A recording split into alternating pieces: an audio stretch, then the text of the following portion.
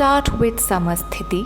Keep both your feet parallel to each other, spine long. Roll your shoulders back, tuck the tailbone in, tighten your glutes. Don't shift your body weight to one side. Remember to keep it balanced on both your feet. We'll start with Pranamasana. Inhale, exhale, and bring both your palms together at your heart center in between the chest. Hasta Uttanasana. As you inhale, stretch both your arms up and arch back.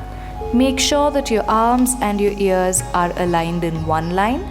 Remember not to overextend yourself or drop your head down.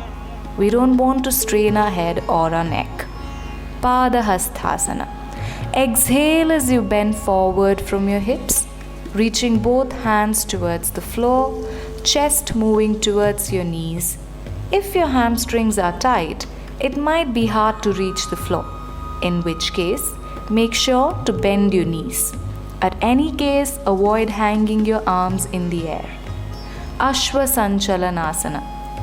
Inhale as you step your right foot back as you can.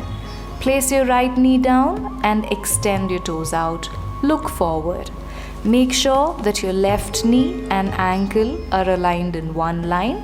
Keep your fingers wide open. Dandasana or plank. As you hold your breath, take your left foot back, coming into a nice plank position with a flat back. Make sure to keep your shoulders aligned right over your wrists. Don't collapse your hips down as it can cause a pain in your back eventually. Don't lift your hips over your shoulders either. Keep your tailbone tucked in. Maintain normal breathing while you're in this posture. Ashtanga Namaskara. Exhale as you drop your knees down, slightly arch your back and drop your chest in between your palms and chin down. Keep your elbows close to your body. If they are away, there are chances you may have shoulder and back pain in the longer run.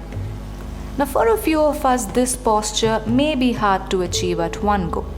What you can do is lie down flat on your belly.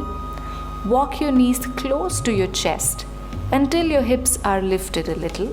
Remember to keep the elbows close to your body. Bhujangasana. Inhale as you scoop up to lift your chest. Keep the elbows bent. Do not straighten them. Do not crumple your shoulders. Keep them open. Keep your neck long, toes out, and glutes active. Parvatasana. As you exhale, straighten your elbows and lift your hips up. Ears and arms are aligned in one line. Lengthen your spine and try to place your heels on the floor.